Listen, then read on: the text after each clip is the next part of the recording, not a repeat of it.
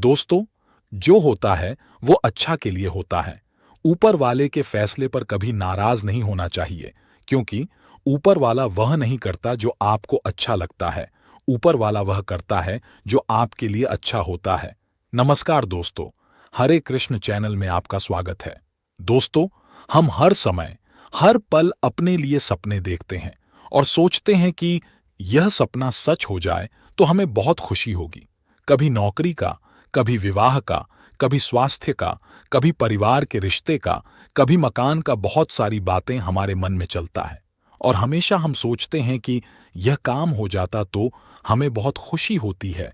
हम सारी चीज अपनी इच्छा से सोचते हैं कि हमारी इच्छा पूरी हो जाए और हमारा काम हो जाए तो हम खुश हो जाएंगे। लेकिन जब भी हम कोई काम सोचते हैं या करने की कोशिश करते हैं या कोई सपना सोचते हैं या कोई मकान लेने की बात सोचते हैं या कुछ भी चीज अपने मर्जी से सोचते हैं कि मेरा यह काम हो जाए, और वह काम कभी कभी होता है, कभी कभी नहीं होता। जब वह काम नहीं होता तो हमें दुख होता है और पछतावा होता है, और तब हम भगवान को पूजने लगते हैं। और जब वह काम हो जाता है तो हमें बहुत खुशी होती है। हम जो चीज सोचते हैं, जो चीज मांगते हैं, जो चीज की इच्छा करते हैं, हो सकता है वह हमारी इच्छा हमारे लिए सही ना हो सकता हो वह नौकरी, वह मकान, वह विवाह, वह रिश्ता हमारे लिए अच्छा ना हो, इसलिए वह इच्छा हमारी पूरी नहीं होता है। क्योंकि ईश्वर को यह पता है कि कौन सा चीज हमारे लिए अच्छा है और कौन सी चीज हमारे लिए अच्छा नहीं है, और वह करता है जो हमारे लिए अच्छा होता है। ईश्वर जो भी देता हमें वह सोच समझ कर ही देता है।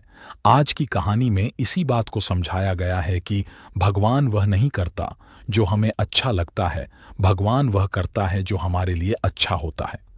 इस कहानी में एक युवक होता है जिसका नाम राहुल था। वह एक समझदार आदमी था। वह एक प्राइवेट कंपनी में काम करता था। वह 2 साल से उस कंपनी में काम कर रहा था और भगवान को धन्यवाद देता है कि आपका बहुत बहुत धन्यवाद जो मुझे इस कंपनी में नौकरी मिल गई। वह भगवान की पूजा पाठ में हमेशा लगा रहता था। वह धार्मिक प्रवृत्ति का युवक था। वह मुंबई शहर में रहता था। उस कंपनी में उसकी उन्नति नहीं होने के कारण वह परेशान रहता था और उसकी सैलरी भी नहीं बढ़ रही थी। दोनों वजह से परेशान रहता था। वह प्रतिदिन मंदिर जाता था और भगवान की पूजा करता था। हर क्षण भगवान को याद करता था और हर चीज के लिए भगवान को धन्यवाद करता था। वह जब भी अपने घर से निकलता था तो भगवान को धन्यवाद देता, और जब घर से आता तो भगवान का धन्यवाद देता। वह 24 घंटे में जितना भी समय मिलता उस समय वो भगवान को याद करता और भगवान का धन्यवाद देता। वह अपनी कंपनी में 2 साल से काम कर रहा था और 2 साल से उसकी सैलरी नहीं बढ़ रही थी, इसलिए थोड़ा सा परेशान रहता था। क्योंकि मुंबई बहुत ही महंगी शहर था और वहां हर चीज महंगा मिलता था, इसलिए वह दूसरी नौकरी की भी तलाश कर रहा था और अपने जान पहचान के लोगों से भी पूछताछ कर रहा था। कुछ दिनों बाद उसका परिचय एक व्यक्ति से होता है जो दूसरी कंपनी में काम करता था और अपने आप को उस कंपनी में बहुत ऊंचे पद में बताता है और कहता है कि मैं तुम्हें अपनी कंपनी में नौकरी दिला दूंगा। तुम चिंता मत करो, मैं तुम्हारा सारा काम करवा दूंगा। मेरे रहते तुम्हें कोई दिक्कत नहीं होगी, और उस कंपनी में एक बार तुम्हारी नौकरी लगने के बाद तुम्हें अच्छा वेतन और अच्छा पद मैं दिला दूंगा। तुम बस मेरा फोन नंबर रखो और कुछ दिनों में मैं तुमको फोन करूंगा। उस दिन मैं तुम्हारा साक्षात्कार लूंगा। यह बात वह राहुल से कहता है। वह व्यक्ति अपना फोन नंबर राहुल को देता है और कहता है कि मैं आपको इस दिन कॉल करूंगा और आपका साक्षात्कार लूंगा। अगर आपका साक्षात्कार अच्छा रहा तो आपको नौकरी मिल जाएगी। यह बात दोनों की बीच होती है। यह सुनकर राहुल को बहुत खुशी होती है। वह मन ही मन सोचता है कि आज मेरा परिचय बहुत ही अच्छे व्यक्ति से हो गया। अब मुझे नौकरी की चिंता नहीं। अब मेरा अच्छी कंपनी में नौकरी लग जाएगी और मुझे अच्छा वेतन मिलेगा और मुझे अच्छा पद मिलेगा। ऐसा सोचकर राहुल मन ही मन बहुत खुश होता है और वह सपने देखने लगता है कि कुछ दिन बाद मेरे पास घर होगा, गाड़ी होगा, मैं शादी करूंगा। यह सारे सपने वह देखने लगता है और अपने साक्षात्कार के दिन का इंतजार करने लगता है। अब राहुल के दिमाग में यह बात आती है कि जल्दी से मेरा साक्षात्कार हो और मैं इस कंपनी को छोड़कर दूसरी कंपनी में चला जाऊं। यह बात उसके दिमाग में चलती रहती है और मन में सवाल उठते रहते हैं कि उस व्यक्ति का फोन कब आएगा और उस फोन में वह क्या क्या सवाल मुझसे पूछेंगे। यह बात भी उसके दिमाग में चलती रहती है और अगले कुछ दिनों के बाद उसका साक्षात्कार का दिन आ जाता है। राहुल पूरी तैयारी के साथ अपना घड़ी का अलार्म लगाता है, जल्दी उठने के लिए, और सारे प्रश्नों की तैयारी करता है जो उससे पूछे जा सकते हैं, और वह सो जाता है। सुबह जब वह उठता है तो देखा है कि वह देर से उठा और उसकी घड़ी का अलार्म भी नहीं बजा, तो उसको बहुत गुस्सा आता है और जल्दी से तैयार होता है और भगवान की पूजा करके, भगवान को धन्यवाद करके, जल्दी से अपने बाइक को चालू करके अपने ऑफिस जाने का सोचता है। जब वह बाइक को चालू करता है तो उसकी बाइक भी चालू नहीं होती। फिर वह भागकर ऑन्टो पकड़ता है और ऑन्टो से अपना ऑफिस जाता है और वह ऑफिस में दिन भर उस व्यक्ति फोन का इंतजार करते रहता है और कुछ देर बाद लंच का समय हो जाता है। तब वह लंच करने के लिए ऑफिस से कैंटीन में जाता है। आज राहुल जल्दबाजी में अपने घर से निकला था, इसलिए वह अपना टिफिन लाना भूल गया था, इसलिए वह लंच करने के लिए कैंटीन जाता है। जब वह कैंटीन जाता है तो देखा है कि आज कैंटीन बंद है। फिर वह सोचता है कि आज ही सब कुछ क्यों हो रहा है, घड़ी का अलार्म नहीं बजा, मेरी बाइक खराब हो गई और यह कैंटीन बंद है। तब वह अपने लिए पिज्जा ऑर्डर करता है, तो जो पिज्जा उसको मिलता है वह भी खराब होता है।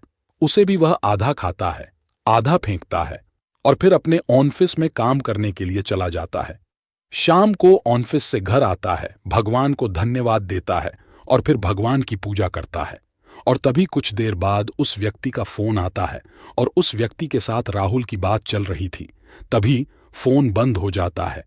अब राहुल को बहुत गुस्सा आता है। आज दिन भर इस फोन का मैं इंतजार कर रहा था और उस व्यक्ति से बातें होते होते बात कट गई और फोन बंद हो गया। थोड़ी देर बाद लाइट चली जाती है। अब उसका गुस्सा बहुत ही बढ़ गया था। गुस्से में फिर सोने के लिए चला जाता है। जब बिस्तर पर जाता है तो वह भगवान को याद करता है, हे भगवान, मैं तो आपको बहुत बड़ा भक्त हूं, लेकिन आज यह सब मेरे साथ क्यों हुआ? सुबह मेरी घड़ी का अलार्म नहीं बजा और मैं देरी से उठा, मेरी बाइक खराब हो गई, मैं सही समय पर ऑफिस नहीं पहुंचा, जल्दबाजी में मैं अपना टिफिन ले जाना भूल गया, तो जाना पड़ेगा और कैंटीन बंद थी तो पिज्जा का ऑर्डर करना पड़ा। पिज्जा मंगाया, वह भी खराब निकला, उसे भी आधा खाया। और यह सोचते सोचते कब उसकी नींदन लग जाती है उसे पता भी नहीं चलता। और सपने में राहुल को भगवान के दर्शन होते हैं। तब राहुल भगवान से कहता है, मैं तो आपका भक्त हूं, तो क्यों मेरा आज का दिन खराब हुआ?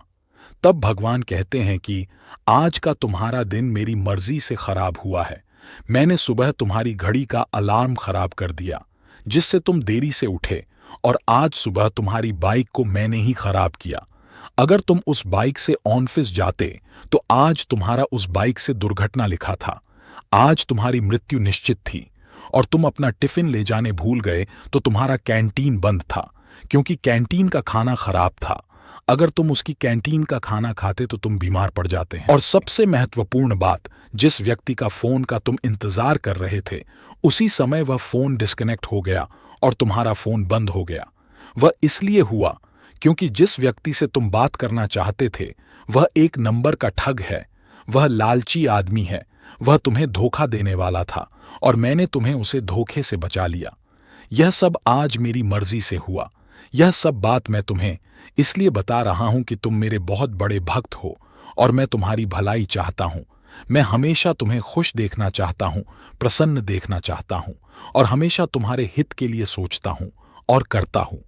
अगली सुबह राहुल को बहुत अच्छा लगता है और उसे बहुत खुशी होती है कि भगवान ने मुझे बचा लिया।